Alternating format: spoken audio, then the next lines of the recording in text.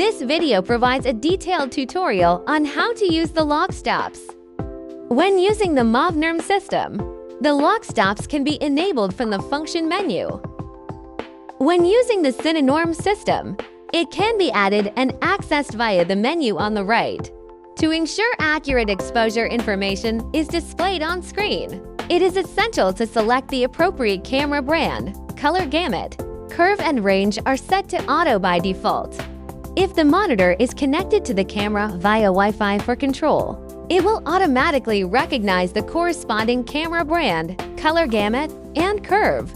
Note, the auto recognition feature currently only supports Sony cameras. Support for other brands will be gradually added based on development progress.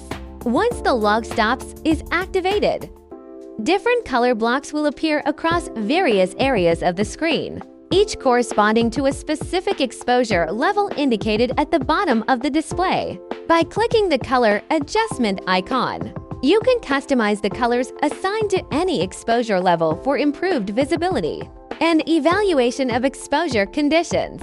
Clicking on a color block beneath a specific exposure level will toggle the visibility of that level on the screen. Clicking the Select All icons will enable the display of all exposure levels on the screen simultaneously. Clicking the Expand icon will display the proportion of each exposure level as it appears across the screen. This concludes the Lock Stops user guide.